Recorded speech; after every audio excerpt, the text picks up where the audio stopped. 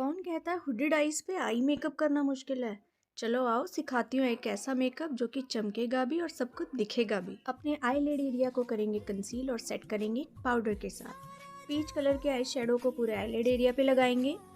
Concealer को eyes के middle part पे लगा के कट क्रीज के लिए एक गाइडलाइन लेंगे और एक पर्पल कलर का आई शेडो लेकर उसी एरिया पे अप्लाई करेंगे जहाँ हमने कट क्रीज बनाई थी।